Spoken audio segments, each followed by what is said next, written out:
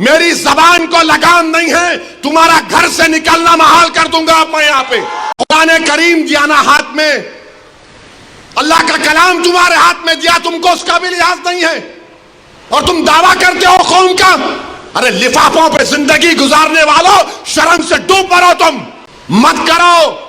तुम्हारा एहतराम और तुम्हारी अजमत हम करते हैं, मगर आप जो काम कर रहे वो मुसलमानों के हक में नहीं कर रहे हैं आप। ये क्या बात है कि इलेक्शन आएगा इनको वोट दो उनको वोट दो। अरे आप लड़ो, आप नहीं लड़ सकते तो अपने दामाद को लाओ, चलो हम इनको बोलेंगे उनको बोलेंगे।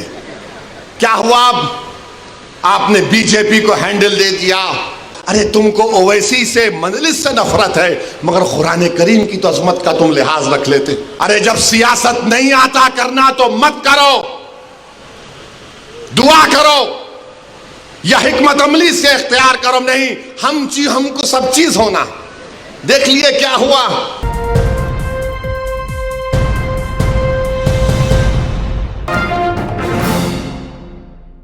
आज क्या हुआ महाराष्ट्र के चुनाव में, क्या बीजेपी ने क्या कहा जा जाकर। आज हमारे पास करण जैसे, क्या नाम है,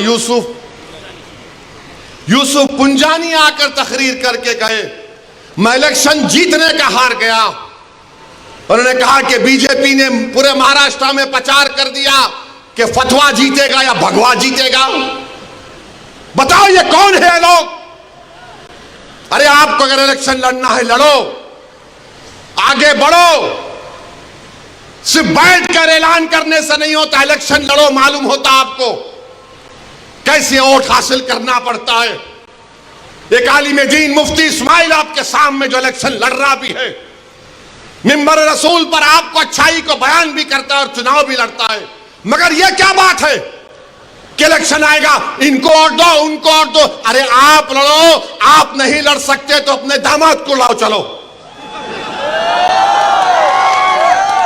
लड़ो ना, क्यों नहीं रोकते। नहीं, हम इनको बोलेंगे उनको बोलेंगे।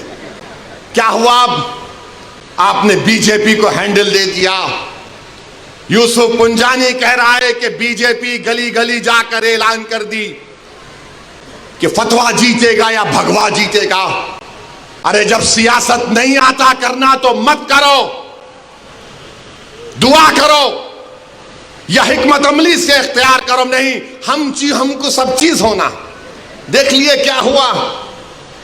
अब किधर है आप, किधर है नहीं मालूम। कहां है वो लोग जो औरंगाबाद में बोले थे इम्तियाज जलील को वोट मत, उस समाजवादी पैंडेट को तो बोले थे अरे चेहरा दिखाओ औरंगाबाद के अवाम के सामने तुम। अरे लिफाफों पे जिंदगी गुजारने वालों, शर्म से डूब मरो तुम। मेरे घर को आए थे, हैदराबाद को बगैर बोले मेरे घर को आए। मैं वक्त के बिल की मीटिंग में जा रहा था, पलट मेरा गार्ड फोन करा के साहब इतने लोग मिला। घर पे आए तो मैंने कहा कि मेरा घर इतना बड़ा नहीं है, आप लोग 20 लोगों को ले लीजिए। 20 लोगों को बिठाया, वो बात करे मैं बात करा, लेटर लिख के दिए इनको, टिकट दो, मतलब मैं गौर करूंगा। फिर जाने से पहले मैंने अल्लाह के वली के अंग्रेजी कुरान का तर्जुमा जो टर्की का छपा हुआ है, उसकी 4 कॉपियां इन जिम्मेदारों को दिया कि आप मेरे घर को आए। ये एक अल्लाह के वली की कुरान का तर्जुमा है, एक एक हाथ में दिया। तो औरंगाबाद जाके बोले हम घर को गए थे, हमारे को चाय तक नहीं। अरे आप पहले से बोल देते तो नान खलिया खिला देता मैं। मेरे को नहीं मालूम था कि तुम मेरे घर को खाना खाने आ रहे। कुरान करीम दिया ना हाथ में, अल्लाह का कलाम तुम्हारे हाथ में दिया, तुमको उसका भी लिहाज नहीं है और तुम दावा करते हो कौम का। बहुत बोल सकता हूं, याद रखो मेरी जबान को लगाम नहीं है, तुम्हारा घर से निकलना महाल कर दूंगा मैं यहां पे। मेरे भाई इमाम शाफई मुफ्ती साहब बैठे हुए, इमाम शाफई रहमतुल्लाह अलैह का जमाना है। एक दौलतमंद ने कहा कि अगर अल्लाह मेरे को बेटी देगा तो जब उसकी शादी करूंगा दीन और दुनिया की दौलत उसको दूंगा। जब बेटी की शादी का मौका आया, उलमाए किराम के पास गया। उलमाए किराम ने कहा कि नहीं, तू नहीं दे सकता। दीन और दुनिया की दौलत तो कैसे देगा, तेरी कसम गलत हो गई। इमाम शाफई के पास गए। इमाम शाफई बोले बहुत आसान है।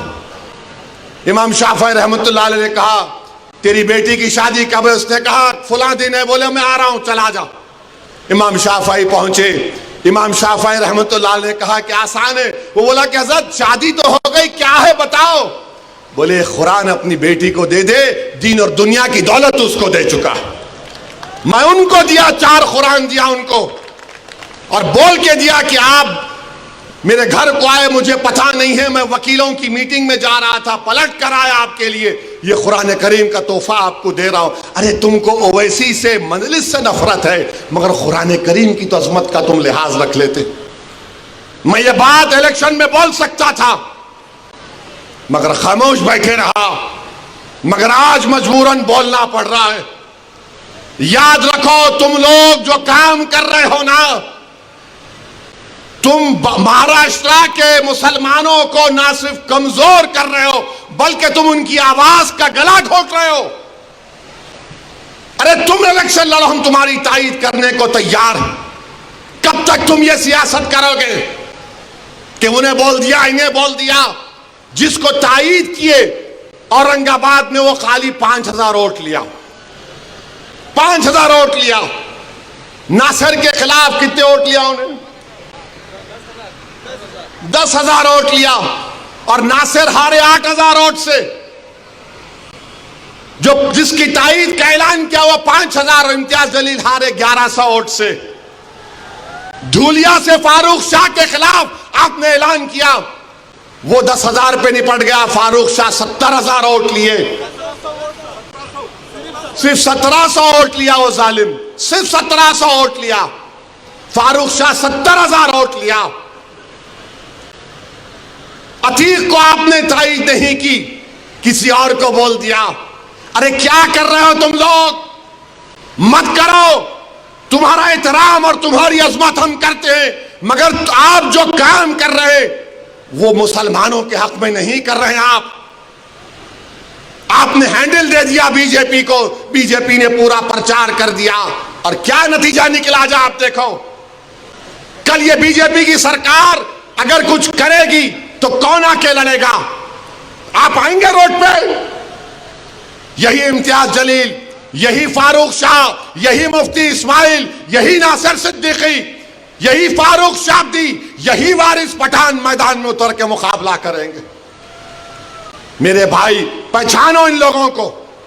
मैं नहीं बोलना चाह रहा था, मगर आज मैं जरूरी है सच्चाई को बयान करने के लिए कह रहा हूं।